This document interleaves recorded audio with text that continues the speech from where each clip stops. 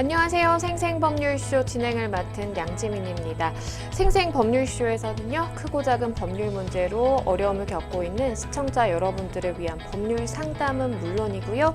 그리고 세상을 들썩이게 하는 이슈들을 법적으로 풀어보는 시사법률 토크까지 준비가 되어 있습니다.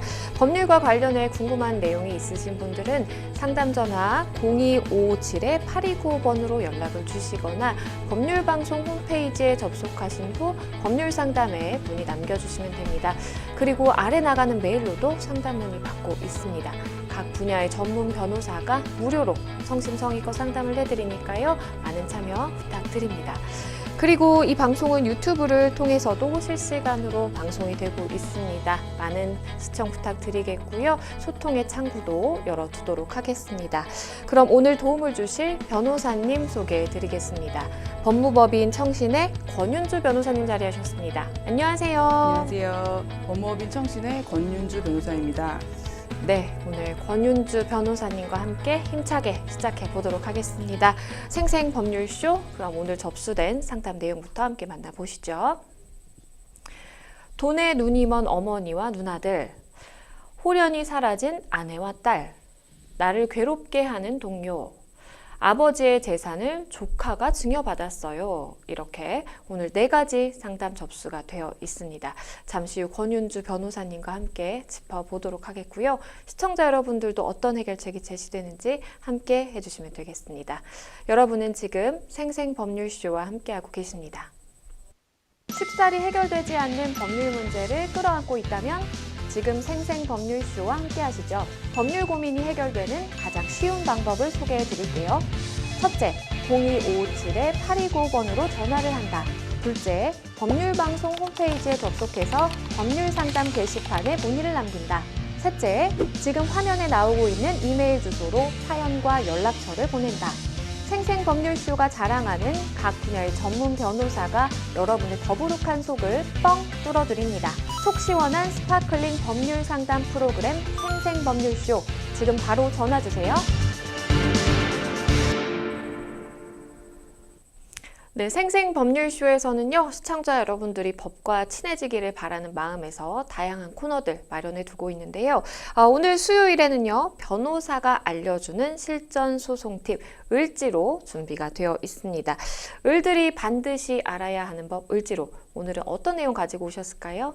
네, 지난번 시간에 이어서 민사, 형사, 이제는 가사소송, 오늘은 가사소송을 좀 알려드리겠습니다. 네, 가사소송, 친숙하게 느끼시는 분들도 계실 것 같은데 어떤 의미를 가지고 있을까요? 네, 가사소송은 기본적으로 신분관계에 대한 내용이 기본인데요. 혼인, 친자, 양자에 대한 그런 가족적인 기본 신분관계에 대한 내용과 그와 관련된 재산관계에 관한 분쟁 중에서 이제 가사소송법이나 가사소송 규칙 그리고 다른 법률 규정에 의해서 요런 사건은 가정법원에서 해라라고 정하는 그런 사건이 있습니다. 네. 이런 사건에 대해서 이제 대신적인 구조의 소송 절차에 의해 처리하는 그런 재판 절차라고 하는데요. 이제 사인 간의 이런 기본적인 신분 관계를 대상으로 하고 있었고 절차는 기본적으로 민사소송법 규정을 준용하게 되어 있습니다. 그러면 가사 이 조정 절차는 무엇이고, 그리고 또 소송 절차와는 또 어떤 차이가 있는지도 좀 설명을 해주시죠. 네, 가사 소송 절차와 조정 절차는 상당히 많은 차이점이 있는데요. 기본적으로 가정법원은 가사 조정 절차를 먼저 권유하고 그러한 해결을 좀 더 지향하고 있는 것으로 생각하고 있습니다. 네. 이제 분쟁이 발생한 경우에는 소송으로 먼저 해결하는 것을 떠올리실 수가 있는데요. 소송으로 인한 해결보다는 조정으로 인한 해결이 당사자의 타협으로 그리고 양보를 통해서 좀 더 합리적이고 좀 더 평화적인 해결이다라고 보고 있는데요. 네. 이 조정 위원분들 같은 경우에는 일반인이 아니시고 이제 보통 법관으로 하셨던 퇴임하신 분들이거나 아니면 변호사나 법조인 경력뿐만 아니라 이제 사회적으로 당시 그 지역에서 굉장히 덕망이 높으신 그런 분들이 조정을 주재하게 되고요. 네. 이제 이 혼인을 좀 더 계속하는 것이 좋지 않겠냐라는 지속을 좀 권유하는 경우도 있고 자녀들에 대한 문제나 이런 모든 그 신분적인 문제에 좀 충격이 최소화할 수 있도록 합리적인 그러한 조정을 많이 권유하고 있습니다. 이게 사실 가사 소송, 뭐 가사 사건 하면은 많은 분들이 이제 이혼 사건 떠올리실 것 같은데요. 그러면 이제 협의 이혼도 그 과연 절차가 어떻게 되는지 좀 설명을 해주시죠. 네, 협의 이혼은 이제 당사자의 합의에 의해서 이혼을 하는 절차인데요. 협의 이혼을 하기 위해서는 물론 일단 두 당사자의 의사가 합치가 돼야 되고 그 의사 합치 사실을 가정법원을 통해 확인을 받아야 됩니다. 그래서 가정법원에 확인서가 있는 상태에서 이제 이 가족관계 등록을 담당하는 시청이나 구청에 이제 그 서류를 제출함으로써 이혼 신고가 완료되는 방식인데요. 네. 이 협의 이혼 의사의 확인 절차를 좀 말씀드리겠습니다. 이제 그 확인 절차를 담당하는 가정법원은 부부의 주소지를 관할하거나 등록 기준지를 관할하는 가정법원이 되는데 뭐 두 부부의 부부 그 주소지가 다르다면 거기에서 좀 더 편한 쪽으로 선택하실 수가 있습니다. 그리고 네. 변호사나 대리인에 의한 신청은 안 되고 꼭 본인이 하셔야 됩니다. 그리고 이제 이 협의 이혼 확인을 위한 신청서는 신청서 플러스 자기의 가족관계 증명서, 기본 증명서, 주민등록 등본, 그리고 이제 재외국민이라 그러면 재외국민 등본 그런 것들이 필요하고요. 네. 이제 중요한 부분은 미성년 자녀가 있는 경우입니다. 미성년 자녀가 있으신 분들은 양육과 친권에 대한 협의서가 그 확인 일자, 확인 기일을 정해줬을 때 그로부터 1개월 전까지 제출돼야 되고 그 확인서를 가름하는 심판 어떤 법원의 결정을 갖고 계신 경우에는 심판 청구서와 그거에 대한 확정 증명원을 확인 기일까지 가지고 가셔야 됩니다. 예. 협의 이혼이 어떻게 진행이 되는지, 협의 이혼의 의사를 어떻게 확인을 할 수 있는지에 대해서 좀 설명을 해주셨는데요. 가사 소송을 진행을 하다가 뭔가 양육비 분쟁이라든지, 사실 뭐 재산 분할 관련해서 좀 다툼이 있다라든지 이런 경우 굉장히 많이 발생하는데, 근데 상대방의 재산을 사실 확인하기가 힘들단 말이에요. 이건 좀 어떻게 볼 수 있을까요? 네, 재산을 확인하기 위해서 이제 소송 중에 도중에 우리가 여러 가지 변호사들이 이제 신청하는 여러 제도가 있는데요. 그 중에 재산 명시 제도가 있고 그 다음으로 하는 것이 재산 그 조회 제도가 있습니다. 그런데 이제 재산 조회라는 것은 강제적으로 공공기관에 전체적으로 일괄적으로 금융기관 또 어떤 공공기관을 다 통합해서 모든 재산을 일괄적으로 이제 조회하는 제도인데요. 그러한 제도를 한 번에 이용할 수 있으면 너무 좋죠. 그런데 재산 조회를 하지 못하게 처음부터 하지 못하게 일단은 재산 명시부터 하라 이렇게 제도가 규정돼 있습니다. 네. 근데 재산 명시 절차라는 거는 이제 자발적으로 법원이 명령을 통해서 소송 계속 중에 재산을 자기가 목록을 제출해 가지고 법원을 통해서 이 목록에 대한 타당성을 서로 검증하도록 하는 절차인데요. 재산 명시를 통해서 내용을 봤는데 너무나 부적절하다거나 너무나 사실이 아닌 내용 위주로 작성이 되어 있다고 하면 그때 그 재산 명시 제도에 넘어가서 그 다음 재산 조회 제도로 넘어가는 것입니다.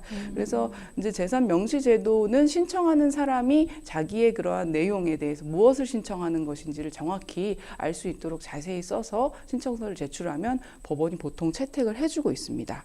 네, 재산 명시 제도 그리고 이 재산 조회 제도를 통해서 사실상 상대방의 재산이 어느 정도 있는지 내가 재산 분할 청구를 하고 싶은데 그 대상은 좀 어디만큼 삼아야 되는지에 대해서 좀 알아볼 수 있겠다라는 생각이 듭니다.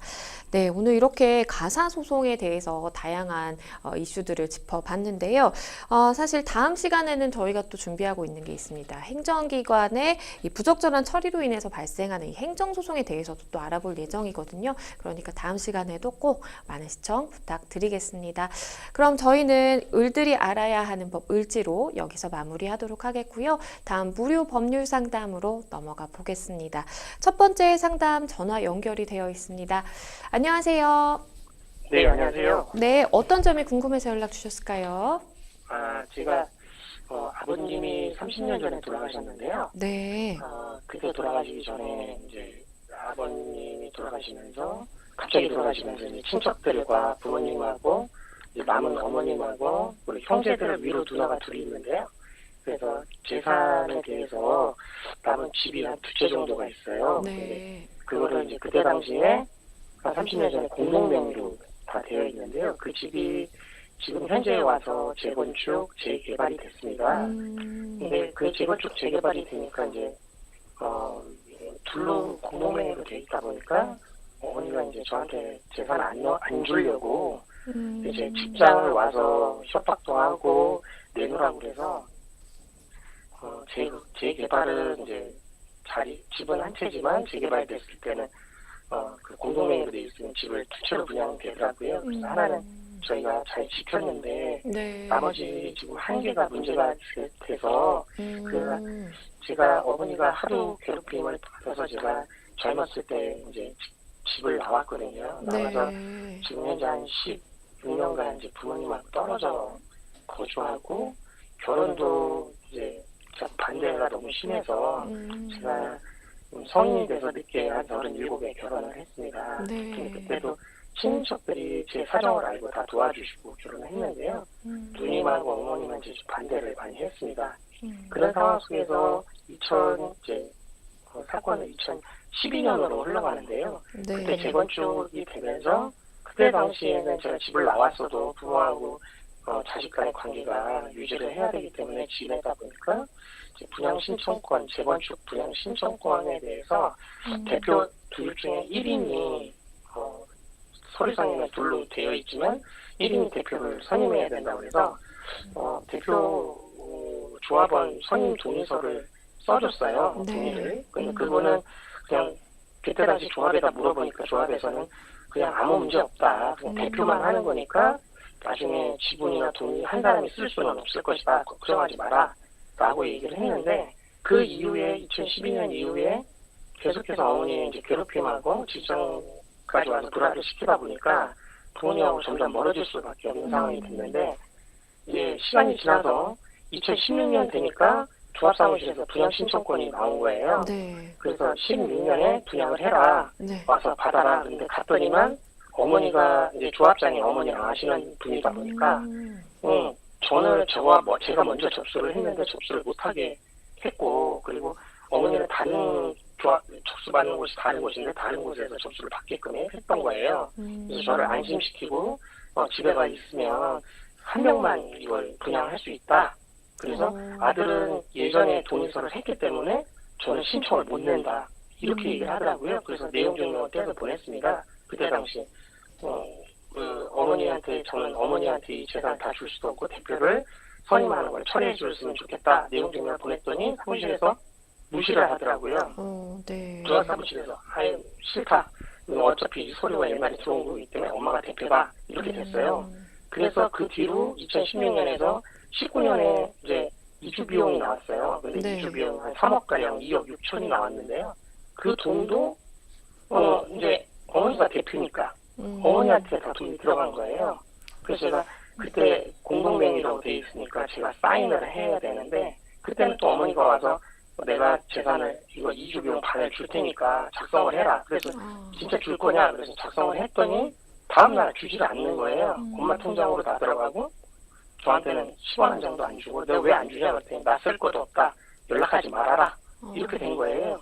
그래서 조합에다 얘기했더니 우리는 한 사람한테 돈을 다 줬으니까 엄마가 나눠 갔든 말든 그리고 위로금도 한 따로 1,500을 줬는데 나중에 뒤늦게 이 사건이 알고 나서 최근에 알게 됐거든요. 근데 그것도 어머니가 저한테 10원 한 장 안 주시고 있다가 이거를 엄마가 왜 대표가 됐나 이제 고민을 하고 있는데 최근에 이 아파트가 용적률을 올리면서 시에서 다시 재분양을 받아라 사인을 네. 예전 거는 다 무시되고 10년 전 건 무시되고 다시 받아라. 그런데 그때 제가 동의서를 안 썼어요. 그러니까 그 조합에서 대표자가 엄마가 그동안 엄마였지만 지금 작성을 안 하면 대표자가 없는 거다 이렇게 되더라고요. 그래서 그러면 어떻게 되냐 현금 청산으로 간다고 하더라고요. 네. 그래서 그럼 현금 청산으로 해주셨으면 좋겠다 이랬는데 또 어머니가 대표자가 돼 있는 거예요. 그래서 가서 서류를 했더니 제 이름을 옆에다 써놓고 도장을 찍은 거예요. 그래서 제가 이거 사무소 위조 아니냐 나는 허락하지 않았는데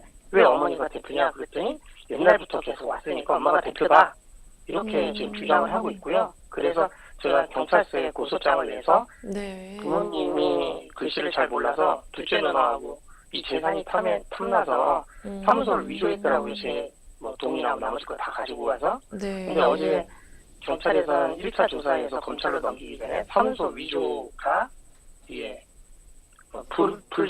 불혐의 그러니까 송치를 안 한다 불송치 네. 혐의로 나왔어요. 그래서 내용을 봤더니 그때 당시 조사할 때 제가 고소인으로 감히 이 방송을 보시겠지만 자녀가 부모를 고소한다는 건 말이 안 되지 않습니까?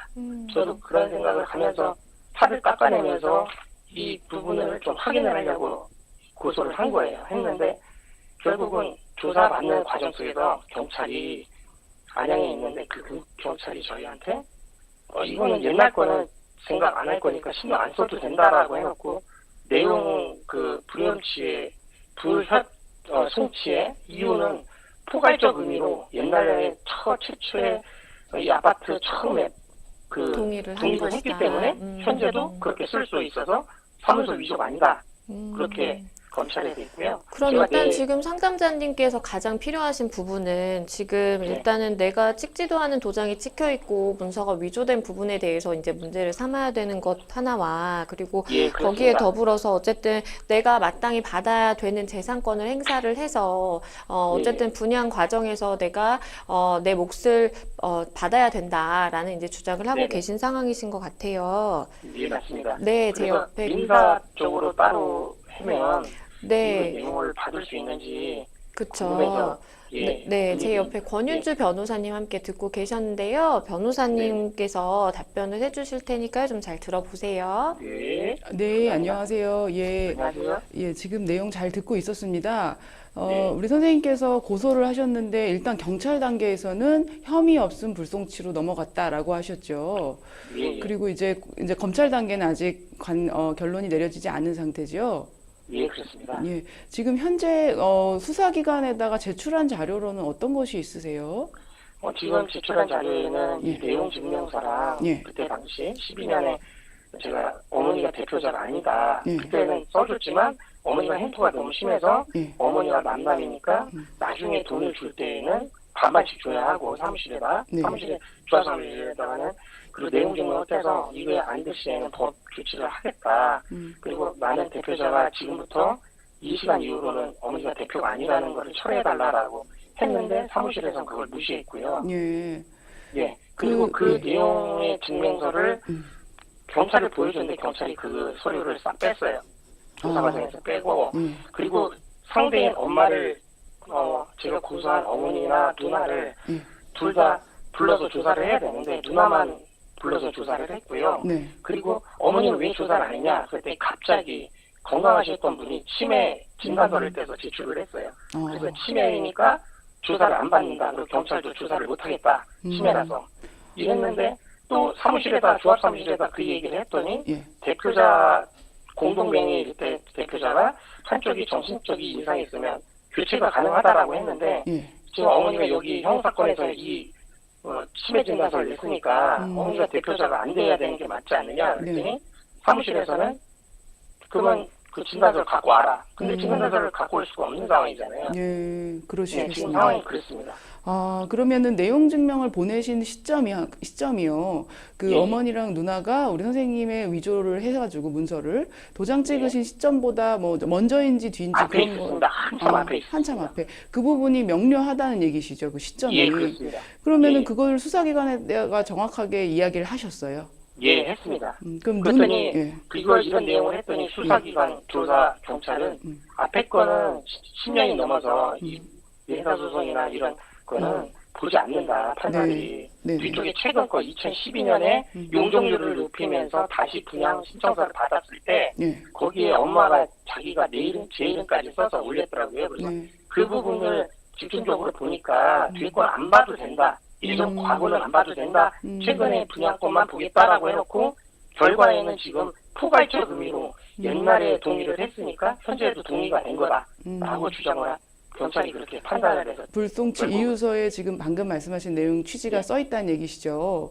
예, 그렇습니다. 예, 누님이 항변하신 내용도 그런 내용이다라고 거기 써 있겠죠. 예, 예, 누님도 공범이다라고 제가 얘기를 했는데 네, 누님은 글을 다 썼어요. 제 이름도. 근데 누님은 최종적으로 도장 찍은 건 엄마다. 그래서 때문에 나는 글을 써준 것뿐이니까 나는 공범이 아니다라고 또 얘기를 하시고요. 그러면 거기에 날인된 도장이 선생님이 사용하신 도장은 전혀 아닙니다. 아니겠네요. 전혀 아닙니다. 제 글씨도 아니고 제 도장도 경찰도 그걸 인정했고요. 아, 그거는 확실하게. 본인 조사한 둘째 누나도 와서 확인했을 때 아니라고 얘기를 했답니다. 아, 그러시군요. 인정은 다 했는데 이상하게 경찰이 저한테 이 피의자들 불러서 조사할 때는 하루 왼종일 걸렸다고 하면서 네. 저한테 경찰이 하지 말아야 할 말을 하더라고요. 어떻게 합의하시면 안 되겠냐면서 합의가 뭐냐니까 이거 취하면 안 되겠냐면서 이걸 왜 취하냐 사문서가 첨부 파일이 없더라도 분양 신청권에 내 이름이 들어가 있는데 이게 바로 사문서고 사문서 위조고 나한테 허락도 없이 한 거에 대해서는 밝혀줘야 되는 거 아니냐 물리적으로 이 종이 서류가 있는데 왜 이게 불송치 혐의가 되는지를 저는 도대체 이해가 안 돼서 이 법률 방송에다가 진짜 강국히 의견을 좀 제시해 보려고 전화드렸습니다. 일단 지금 불송치 이유서에 대한 이의 신청서, 그러니까 검찰로 넘어가는 신청서는 내셨어요? 이제 접수만 해놨고요. 내용은 신고에서 어제 연락이 왔습니다. 네.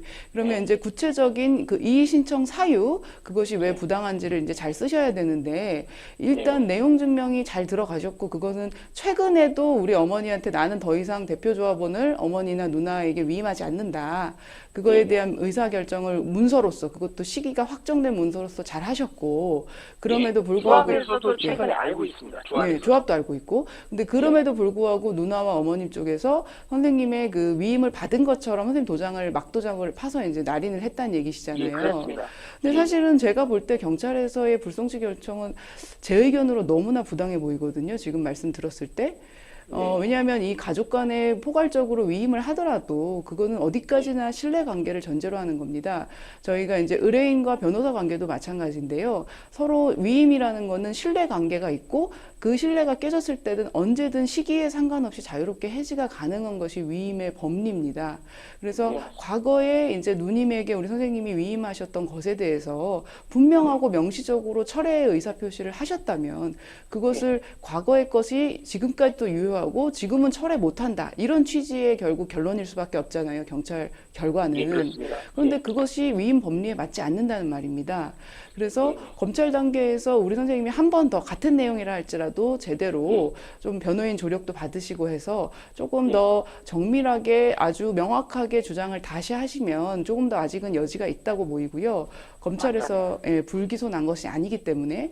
근데 이제 다만 제가 이 사안을 들으면서 지금 과거에 제가 경험했던 사례를 비추어 볼 때 상당히 지금 현실적으로 어려움이 있는 부분을 말씀드리면 민사적인 위임에 대한 관계, 위임을 철회하고 위임을 더 이상은 안 하기로 했기 때문에 이 관계는 이제 무효고 사문서 위조다라는 이 관계가 선생님 말씀처럼 제3자들, 그러니까 혈연지간이 아닌 사람들 사이에서는 상당히 명료한데요. 저도 지금 가족 간의 그런 사문서 위조 고소사건을 진행한 경험이 있어서 말씀드리는데, 혈연 간에는 위임이라는 것이 말로도 할 수 있고, 그것이 위임장이 없고 인감증명서 첨부가 안 돼도 위임이라고 서로 간에 얼마든지 인정할 수 있는 그런 끈끈한 관계입니다. 그래서 검찰 단계든 경찰 단계든 형사 단계에서는 그 형사 사건에서는 수사기관이 상당히 이 가족 관계의 어떠한 분쟁, 특히나 이 문서에 대한 범죄를 상당히 굉장히 그 형사 사건이 아닌 것처럼 치부하는 경향이 있습니다. 그러니까 가족 간에 예컨대 우리 선생님이 내용 증명을 보냈어도 그 보낸 내용 증명의 내용을 이후에 얼마든지 구두로 철회하는 식으로 이 가족은 그만큼 가깝고 언제든지 이 엎치락 뒤치락이 가능하다라는 관계의 특수성 때문에 좀 소홀하게 그 수사하는 경향은 있는데요. 제 의견으로도 우리 선생님의 내용 증명 철회 의사, 그리고 지금 이 가족 관계가 사실 조금 오랫동안 16년 이상 선생님과 누님이나 어머님 관계가 안 좋았던 점, 이런 점을 좀 명확하게, 이게 일반적인 가족 관계보다는 좀 더 제3자의 거래 관계와 유사하다, 그 분쟁이 오래됐다, 이런 점을 좀 어필하시면 검찰은 아직 불기소 처분한 게 아니니까 아직은 관계의 어떤 불씨가 우리가 조금 더 좋은 결론을 이끌어낼 여지가 좀 많이 남아 있을 것 같습니다. 예, 하나만 더 여쭤보면 지금 민사소송으로 이주비용을 어머니가 다 가지고 왔었거든요. 근데 그걸 15만 장을 안 주세요. 3년 동안. 그래서 이 부분에 대해서 계속 요구를 하고 사무실에다 요구를 했더니 조합사무실에서는 어머니한테 받아라. 이렇게 얘기를 하고 그거를 은행에서 대출해주면서 이주비용을 줬는데 그거의 절반을 주기로 해놓고 지금 잠수를 타고 연락을 안 하시고 그 돈이 어머니 치매가 걸릴 정도라면 근데 그거를 나중에 어떻게 알게 됐는데 누나의 둘의 이사 비용으로 썼더라고요. 새로운 집을 가기 위해서. 그래서 그거에 대한 거는 뭐 확정은 아니지만 지금 그 돈 나머지 2억 6천에 1억 3천씩이 지금 어머니가 가지고 가서 안 주고 있는데 이걸 네. 민사소송으로 받을 수 있는 건지 민사소송을 현재 제기하셨어요. 예, 하고 있는데요. 그러면 이번 달, 단계가 어디까지? 저번 달에 나왔어야 되는데 음, 이게 또 선고가 늦어지더라고요. 그래서 재판을 계속 하셨어요. 예, 예. 그러면은 이제 재판 결과를 기다려보는 것인데, 이제 현재 진행 중인 사건이라 제가 곧 결과가 나올 것에 대해서 이제 뭐 내용을 모르기도 하고, 이제 말씀만 가지고 의견 드리는 게 좀 의미는 없는데요. 그럼에도 예. 불구하고 어쨌든 이주 비용을 대표 조합원이 단독으로 처리했다. 그거는 문제가 있어 보이고요. 제 의견으로도. 우리 선생님이 어머니가 추후에라도 이 문제가 현금 청산이 안 되고 나중에 이것이 또 신규 아파트 취득을 한 이후에도 또 지분에 대한 이전이 안 되고 이런 부분이 문제가 있다면 당연히 민사소송으로 하실 수밖에 없고, 조합은 사실 지금 그러한 입장을 취할 수밖에 없어 보여서 좀 민사소송에서 좋은 결과가 나와야 되지 않나 그런 생각은 듭니다. 네, 근데 이제 어머니가 내가 대표자니까 예. 내가 은행 가서 받아온 거니까 음, 내가 받아서 내가 쓴 거니까 너한테는 이게 갈 권리가 없다. 저쪽 변호사가 그렇게 써놨더라고요. 예. 근데 이제 어머니가 하더라도 제가 위임을 밑에다가 공동명의 자가 작성을 해야 돈이 2배로 나오는 거라 예. 1억 3천씩 2배로 나와서 2억 6천을 받아갔거든요. 네. 그래서 그 문제는 내부 정산 문제라서 조금 더 일단 사실은 얼마 이후에 이제 곧 선고도 잡혀 있고 해서요. 그 결과를 좀 보고 좀 상의하시면 담당 변호사님이든 법률 전문가든 좀 상의하시면 좋을 것 같습니다. 네, 일단은 대응을 다 하고 계신 상황이시기 때문에 변호사님 말씀해 주신 거 좀 잘 참고를 하셔서 검찰 단계에서 좀 좋은 결과 있으시기를 바라겠습니다. 네, 오늘 전화 주셔서 감사합니다. 예, 수고하십시오. 네, 일단은 뭐 사문서 위조부터 해서 사실 민형사상으로 다양하게 지금 이제 법적인 조치를 취해두고 계신 상황이기 때문에 변호사님 말씀해 주신 거 참고를 잘 하시되, 또 민사 같은 경우에는 좀 결과를 기다려 보는 게 지금 필요한 상황으로 보입니다. 모쪼록 잘 해결이 되시면 좋겠습니다. 여러분은 지금 생생법률쇼와 함께하고 계십니다. 쉽사리 해결되지 않는 법률 문제를 끌어안고 있다면 지금 생생법률쇼와 함께 하시죠. 법률 고민이 해결되는 가장 쉬운 방법을 소개해 드릴게요. 첫째, 02557-8295번으로 전화를 한다. 둘째, 법률방송 홈페이지에 접속해서 법률상담 게시판에 문의를 남긴다. 셋째, 지금 화면에 나오고 있는 이메일 주소로 사연과 연락처를 보낸다. 생생법률쇼가 자랑하는 각 분야의 전문 변호사가 여러분의 더부룩한 속을 뻥 뚫어드립니다. 속 시원한 스파클링 법률 상담 프로그램 생생법률쇼, 지금 바로 전화주세요. 네, 저희는 다음 상담으로 넘어가 보겠습니다. 다음 법률방송 이메일을 통해 접수된 내용입니다. 함께 보시죠. 저는 아내와 연애한 지 3개월 만에 아기가 생겨서 서둘러 결혼을 했습니다. 이듬해 딸이 태어났고 화목한 가정을 꾸리고 싶었습니다. 결혼 초기부터 다툼이 잦았지만 그럭저럭 맞추고 살아왔다고 생각합니다. 때마다 양가 부모님께 용돈을 드리고 가족 여행도 가면서 잘 지내기 위해 노력했는데, 그럼에도 불구하고 아내는 매사 저에게 불만이 많았습니다. 딸이 6개월이 됐을 무렵 저와 아내는 경제적인 문제로 차 안에서 크게 다퉜습니다. 이틀 후 아내는 딸을 데리고 집을 나가버렸고 제 전화번호를 차단했는지 연락을 받지 않았는데요. 저는 걱정된 마음에 경찰에 실종 신고를 했고 수소문 끝에 아내와 딸의 행적을 겨우 찾을 수 있었습니다. 하지만 아내는 여전히 저를 상대하려고 하지 않았고 또다시 연락 두절 상태가 되었습니다. 저와 아내는 혼인신고를 하지는 않았지만 이 상태로 결혼 생활을 유지할 수 없을 것 같아서 이혼을 결심했습니다. 그런데 아내는 딸을 데리고 해외로 나가버린 상태라고 합니다. 어디에 사는지 연락조차 할 수 없는 상황입니다. 저는 딸이 6개월 된 무렵부터 전혀 만나지 못하고 있습니다. 이혼을 하게 되면 딸은 제가 기르고 싶은데 친권과 양육권을 청구할 수 있을까요? 그리고 아내가 일방적으로 가출한 것에 대해 위자료를 받을 수 있을까요? 일단은 지금 뭐 혼인신고를 하지 않으셨다고 말씀을 주셨기 때문에 이제 사실혼 관계로 보이고, 그런데 전혀 뭐 해외로 나가서 연락도 되지 않는 그런 상황이시고, 딸도 좀 많이 보고 싶으실 텐데 연락도 안 되고 걱정이 되실 것 같습니다. 우선은 이렇게 사실혼 관계에서 이혼하고자 할 때 어떻게 좀 해야 될까요? 재판을 해야 되는 건가요? 네, 이제 사실혼의 경우에는 우리나라의 이제 혼인 성립 요건을 보시면요. 혼인 신고로서 이제 혼인이 성립한다라고 규정하고 있기 때문에 일단 법률적으로는 혼인 상태가 아닌 것입니다. 따라서 혼인을 전제로 한 이혼도 필요가 없는데요. 사실혼에 대한 그 성립을 인정받는 것이 생각보다는 좀 까다롭습니다.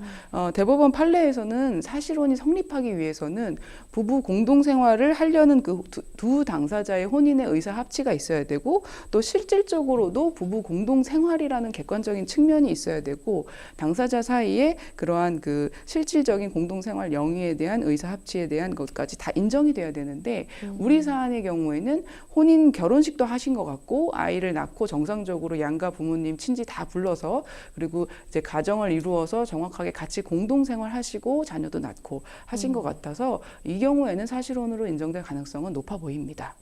그럼 이렇게 서로 연락이 두절이 되어 있는 그런 상황에서 어떻게 좀 이혼 재판에 대한 진행이 가능할까요? 네, 일단 뭐 협의 이혼이 가능하다면 너무 좋겠지만 연락이 두절됐기 때문에 할 수 없이 재판상 이혼을 하셔야 되는데요. 재판상 이혼이라는 거는 이제 민사적인 절차, 가사적인 절차는 모두 다 법원 절차는 상대방에게 법원의 서류가 모두 송달이 돼야 정상적으로 진행되는 절차입니다. 그런데 상대방의 주소 불명 혹은 상대방이 이제 연락이 두절돼서 아예 이제 송달을 거부한다던가 하는 여러 이 송달 문제가 발생할 때 민사소송법상으로 공시송달이라는 규정이 있고 가사소송법에서 이걸 준용하게 되어 있습니다. 그래서 공시송달이라는 건 주소 불명이나 어떤 서류 송달 절차가 지속적으로 실패할 때 인정되는 것이고 송달이 된 것으로 간주를 하는 것이고요. 실무적으로는 한 3번 정도 송달이 실패하면 법원이 직권 또는 신청에 의해서 공시송달을 해주고는 하고 있습니다. 그러면 이제 이혼 사유에 해당해야 이혼을 할 수 있을 것 같은데 우리 법에서 정한 이혼 사유 어떤 게 있을까요? 네, 이제 민법 840조에서 이혼 사유 6가지를 정하고 있는데요. 이제 배우자가 흔히 말하는 바람피는 부정한 행위가 있고요. 악의로 다른 사람을 일방을 유기할 때, 그러니까 지금 사안과 같이 다른 배우자에게 연락도 안 하고 집을 떠나가고 또 아이도 데리고 가버리고 이런 경우가 있고요. 배우자나 내 직계 존속으로부터 그 배우자의 직계 존속으로부터 내가 심한 아주 부당한 대우를 받았거나 내 직계 존속이 상대방 배우자로부터 심히 부당한 대우를 받았거나 그리고 배우자의 생사가 3년 이상 불명이거나 그리고 기타 이제 혼인을 계속하기 어려운 중대한 사유가 있을 때 이렇게 6가지를 정하고 있는데 우리 사안에서는 아까 말씀드린 그 악의로 다른 사람을 유기하거나 아니면 생사가 3년 이상 불명하거나 기타 중대한 사유 여러 가지에 해당할 가능성은 상당히 높아 보입니다. 일단 우리 상담자분의 상황에서는 뭐 아내가 딸을 자꾸 데리고 뭐 해외로 간다라든지 뭐 연락 두절한다라든지 이런 좀 잘못한 상황이 있는 것 같은데 그러면 사실혼 관계라고 하더라도 상대방에게 위자료를 청구해서 받을 수 있을까요? 네, 대법원에서는 사실혼 파탄으로 인한 손해배상도 인정해주고 있습니다. 이제 협의 이혼을 전제로 했을 때는 협의 이혼 성립 시점을 기준으로 재산 분할이나 이혼을 하도록 하게 되어 있는데 사실혼 관계에서도 이러한 규정을 준용하도록 판시하고 있고요. 사실혼 관계가 해소된 이후 그 사실혼 해소 시점을 기준으로 재산 분할도 인정하고 위자료도 인정하고 있습니다. 그런데 딱 드는 생각이 만약에 위자료로 지급하라라는 판결이 나온다고 하더라도 실질적으로 해외에 거주하고 있고 이걸 참 받아내기가 힘들겠다라는 생각도 드는데요. 네, 그거는 사실 현실이고 사실입니다. 제가 이제 저희가 소송해봐도 이혼 소송이든 민사 소송이든 판결이 아무리 잘나도 강제 집행할 대상이 없으면 그 재산이 없으면 그 판결이 사실은 효력을 발생하기가 현실적으로 어려운 것이 그것이 이제 변호사들의 어려움도 그 중에 하나입니다. 일단은 우리 상담자분 같은 경우에는 이 어린 딸을 내가 키우고도 싶고 내가 친권자로서 이렇게 좀 역할도 하고 싶어 하시는 것 같은데 이게 현실적으로 가능할까요? 네, 이제 양육권, 친권은 잘 아시겠지만 아이가 어릴수록 그리고 엄마에게 상당히 유리한 구조로 되어 있습니다. 왜냐하면 이제 엄마를 찾는 그런 것도 있고 엄마가 확실히 양육이나 친권에 유리한 면이 있기 때문인데요. 이 사안의 경우에는 아이도 어리고 심지어 현재 아이를 양육하고 있는 것이 또한 엄마입니다. 그렇죠. 그래서 이런 상황에서는 아무래도 어머니 쪽에서 친권 양육권을 가질 수밖에 없고 또 설령 법원이 이걸 가지고 심판 대상으로 삼는다 하더라도 연락도 안 되고 현재 해외 어딘가에 있는지도 알 수 없는 사람 아이를 상대로 친권 양육권을 뺏어온다고 해서 그것이 실효성은 또한 있느냐라는 지점이 있어서 법원도 그러한 결정을 내리기는 좀 어려워 보입니다. 그럼 마지막으로 혹시나 이제 공동친권자로서 좀 역할을 하는 건 좀 어떨까요? 네, 그거는 굉장히 합리적인 방안일 것 같습니다. 법원 입장에서도 공동친권자로 공동 양육친권을 다 이제 남편분에게 인정을 해놓고 있을 경우에는 혹여라도 이제 자녀를 데리고 입국을 하거나 아니면 공적으로 어떠한 문서를 처리하거나 하는 공적인 과정이 개입됐을 때 반드시 친권자인 아버지의 그 동의를 받아오도록 그런 것들을 확인하는 서류를 요구할 수 있기 때문에 그런 가능성이 있다면 연락도 다시 될 수가 있고 해서 그것이 좀 더 합리적인 결정이 가능한 방안이 아닌가 싶습니다. 네, 우리 상담자분께서 이제 아빠이기 때문에 아이가 어릴 때는 실질적으로 내가 양육을 하겠다라는 것까지는 조금 불가능할지라도 그래도 변호사님 말씀해 주신 것처럼 공동 친권자로서 아이에게 일정한 역할을 하는 것도 좀 좋겠다라는 생각을 해봅니다. 잘 해결이 되시면 좋겠습니다. 저희는 또 다음 상담으로 넘어가 보겠습니다. 다음 법률방송 이메일을 통해 접수된 내용입니다. 함께 보시죠. 직장 내에 저를 힘들게 하는 동료가 있습니다. 업무 시간에 개인 가정사를 반복적으로 이야기하고 사무실 안에서 가족과 통화를 하거나 노래를 부르는 등 계속 시끄러운 소리를 냅니다. 또 앉았다 일어났다 반복하며 한시도 조용히 계시질 않는데요. 그래서 사적인 얘기에 관심이 없고 듣는 게 힘들다고 말도 해봤지만 들은 채도 안 합니다. 막무가내인 이 동료 때문에 회사 생활이 너무 지치고 힘든데 퇴사할 수는 없어서 그냥 없는 사람이라 생각하고 무시하고 있습니다. 그런데 되려 본인이 기분 나빠하고 직장 내 괴롭힘을 당한다고 생각하는 것 같습니다. 직장 동료의 말을 무시하는 행위도 직장 내 괴롭힘에 해당하나요? 이렇게 스트레스를 받을 바에 그냥 친하게 지내볼까 생각해서 몇 달째 시도를 해봤지만 너무 괴롭기만 합니다. 정말 퇴사가 답일까요? 일단은 사실 직장 생활을 하다 보면 힘든 순간들이 좀 있는데 워낙 이렇게 계속해서 얘기를 하려고 하고 이렇게 좀 친하게 지내려고 하는 것도 우리 상담자분 입장에서는 좀 부담스러우신 것 같아요. 직장인 10명 중에 3명은 직장 내 괴롭힘을 당한 적이 있다라는 또 통계도 있기도 하죠. 직장 내 괴롭힘의 유형이 그만큼 또 날로 다양해지고 있다라는 생각도 드는데요. 변호사님께서 혹시 가장 기억에 남는 관련 사례가 있다면 어떤 게 있을까요? 네, 이제 상담하다 보면 직장 내 괴롭힘 사안을 들었을 때 사회생활을 하는 사람은 참 누구라도 다 공감할 만한 아픈 내용입니다. 근데 그 중에서 제가 진행했던 그리고 사례를 기억이 남는 게 있어서 말씀을 드리면요. 네. 신입사원이었고요. 해당 업무 파트에 굉장히 업무 인원이 적어서 바로 직상사가 이제 괴롭힘을 가했던 유형인데 직상사에게 상당히 그 직상사도 나이도 어리고 경력이 그렇게 많지 않았는데도 권한이 많이 가 있었습니다. 그래서 네. 그 사람 말을 안 듣고 이제 일을 하는 건 굉장히 어려운 구조였는데 그 사람의 가해 행위를 더 훨씬 임원급에게 이제 보고를 하고 폭언이나 모욕적인 언사나 업무상 부당한 지시 한 점에 대해서 다 어필을 해서 회사에서 처음에는 이제 조금 수용해 주는 분위기고 조금 그 해당 가해자를 질책하는 분위기였지만 정식으로 이 직원이 징계 절차라든가 여러 가지를 좀 정식으로 해달라는 요청을 할 태세를 보이니까 이 가해자의 그 업무상 권한이 너무 막강해서 그 직원을 대체할 어떤 인력이 없었던 것 같습니다. 그래서 오히려 회사에서 그 직원을 오히려 피해자를 업무 배제하거나 오히려 직장에 좀 이렇게 가세해서 직장 내 괴롭힘이 좀 더 강화되는 그래서 그걸 가지고 고용노동부로 이제 넘어가는 절차를 고민하고 있었는데요. 굉장히 어린 직원이었고 나이가 이제 어리고 사회생활 처음이다 보니까 그렇죠. 그 시간 자체를 감내하는 것이 너무나 고통스러웠던 기억이 납니다. 직장 내 괴롭힘 같은 경우에 정말 빈번하게 발생한다라는 좀 생각이 드는데요. 그러면 근로기준법상의 관련 처벌 조항은 좀 어떻게 마련되어 있을까요? 네, 일단 근로기준법상 직장 내 괴롭힘을 인식한 사람은 누구라도 그게 피해자가 아니더라도 사용자에게 그 사실을 신고할 수가 있고요. 사용자는 그 신고한 사람에게 해고나 기타 그 밖에 불리한 처분을 해서는 안 되는데 만약에 그러한 행위를 할 경우에 형사처벌 조항이 있습니다. 3년 이하의 징역, 3천만 원 이하의 벌금입니다. 그리고 사용자가 신고를 접수하면 그것에 대해서 객관적인 사실 조사를 개시해야 되는데 요거를 하지 않으면 500만 원 이하의 과태료가 됩니다. 그리고 방금 말씀드린 것처럼 오히려 사용자가 이제 가해 행위를 한다. 그 주체가 사용자다라면 사용자 역시 1천만 원 이하의 과태료를 부과되는 그런 처벌 조항이 있습니다.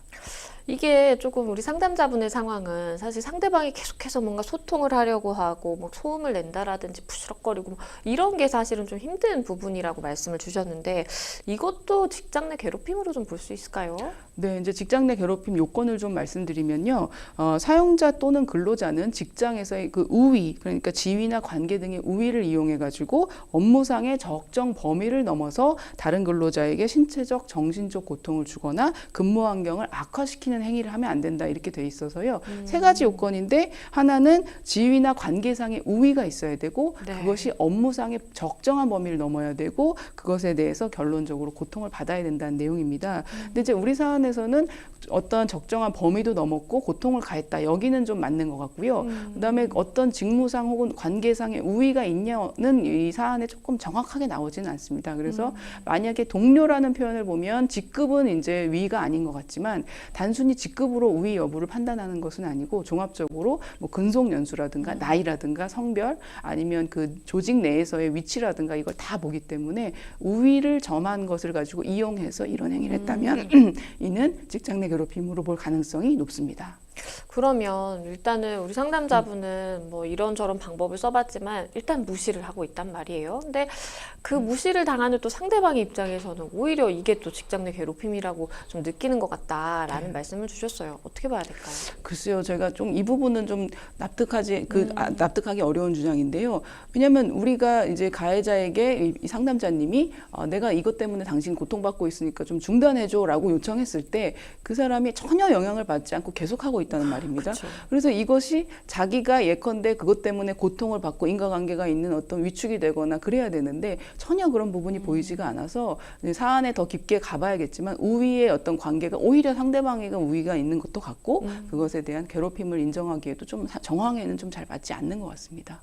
그러면 이렇게 직장 내 괴롭힘을 좀 당하는 입장에서는 어떻게 대응하는 게 가장 현명할까요? 네, 이제 근로기준법상 그 관련된 조항 권리에 따라서 절차를 밟으시면 되는데 1차적으로는 사용자한테 신고하시면 됩니다. 네. 그러면 사실 제대로 된 사용자라면 이거에 대한 객관적인 사실 조사를 하고 그 사이에 피해자가 요청하거나 아니면 피해자에게 필요한 적절한 조치, 그러니까 다른 곳으로 좀 위치를 바꿔준다든가 업무 분장을 배려한다든가 아니면 유급 휴가를 준다든가 이런 조치를 취해주게 되어 있고 그 객관적인 사실을 조사한 결과 정말로 가해 행위가 맞다라면 그 사람에 대한 정식 징계 절차를 밟게 돼 있습니다.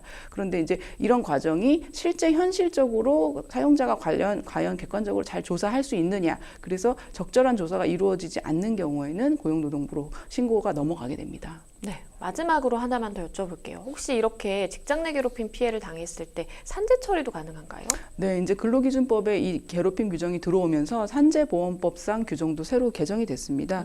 그래서 업무상 재해 인정 기준에 포함이 됐기 때문에 지금부터 현재는 이제 산재는 되지만요. 이게 어려운 것이 회사에서 직장 내 괴롭힘으로 인정이 돼야 된다. 이것부터가 굉장히 어려운 난관입니다.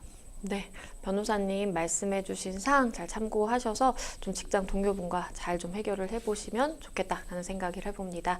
저희는 다음 상담으로 넘어가 보겠습니다. 다음 법률방송 이메일을 통해 접수된 내용입니다. 함께 보시죠. 아버지께서 재산을 모두 사회에 환원하시고 돌아가신 것으로 알고 있었는데요.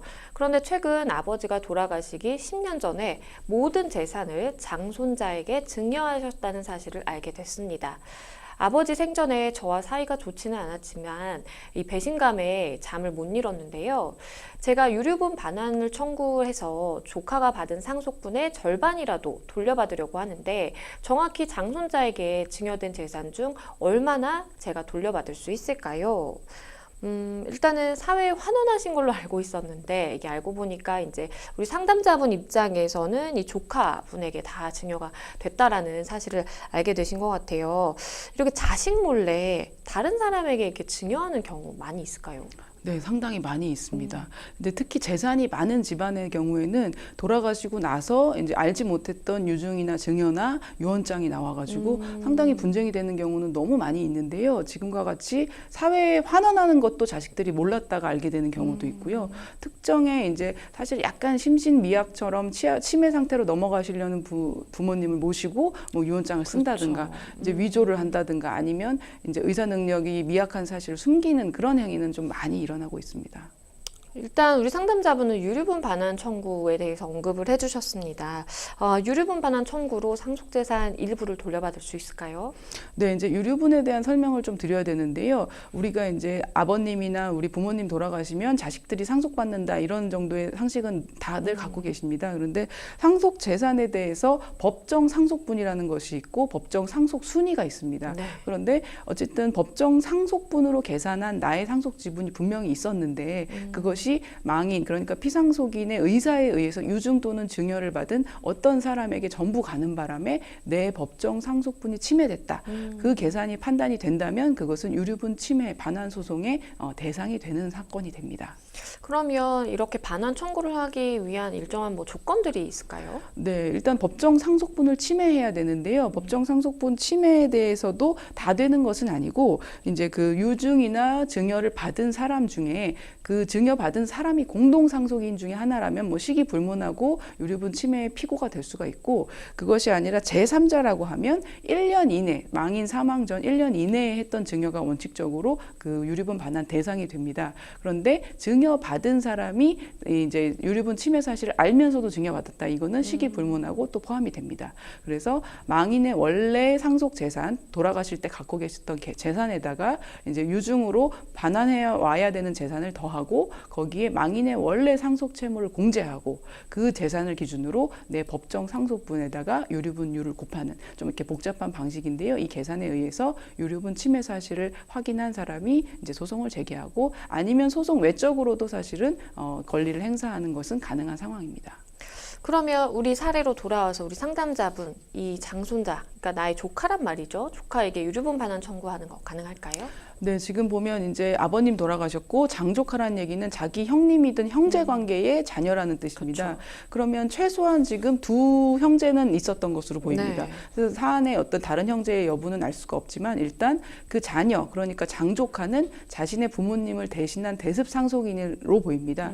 그러면 대습 상속인과 나 사이에서는 2분의 1, 2분의 1, 그러니까 뭐 부모님이 한 분 더 안 계시다고 보면 자녀들이 2분의 1, 2분의 1이고 나는 거기에다가 법정 상속분 곱하기 유류분 2분의 1이기 때문에 4분의 1은 최소한 그 장조카에게 청구할 수 있는 것이 원칙이 됩니다.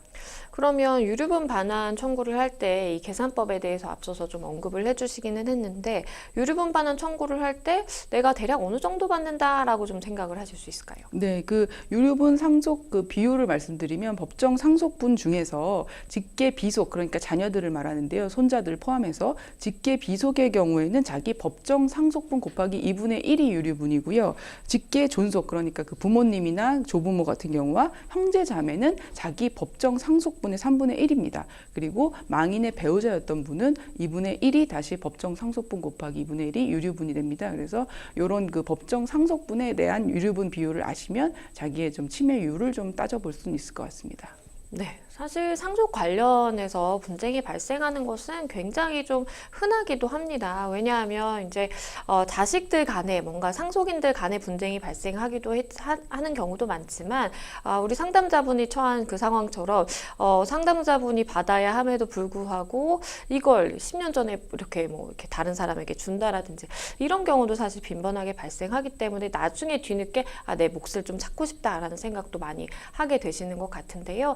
변호사님께서 마지막으로 우리 상담자분께 좀 조언 주신다면 어떤 게 있을까요? 네, 뭐 장조카를 상대로 소송한다, 법적 조치한다 참 쉽지 않은 생각이실 것도 같지만 우리 민법에서 정하는 유류분 반환 청구권에는 행사 요건에 해당하실 가능성이 높기 때문에 한번 법적인 절차를 밟아보시는 거를 검토해 보시면 좋겠습니다. 네, 변호사님께서 말씀해 주신 것처럼 일단은 법적인 조건이 만족을 하는 것으로 보이고, 그렇다라고 한다면 지금이라도 좀 문제를 삼아 보시는 게 그래도 나중에 좀 후회를 남기지 않는 길이 아닐까라는 생각을 해봅니다. 사실 뭐 가족 간에 이렇게 재산 싸움 난다, 뭐 내지는 뭐 상속 가지고 이렇게 시끄럽게 분쟁을 맞는다라는 좀 시각도 있을 수 있겠지만, 그럼에도 불구하고 법적으로 주어진 나의 권리는 적절하게 좀 법적 조치를 취해서 행사를 하는 것이 좀 맞다라는 생각을 해봅니다. 모쪼록 좀 가족 간에 힘드실 텐데 잘 해결이 되시면 좋겠습니다. 네, 생생법률쇼 저희 마칠 시간이 다 됐습니다. 오늘 함께 해주신 권은주 변호사님 감사합니다. 네, 오늘 저희가 준비한 내용 여기까지입니다. 다음 시간에 더 풍성한 내용으로 다시 찾아뵙겠습니다. 시청해주신 여러분 고맙습니다.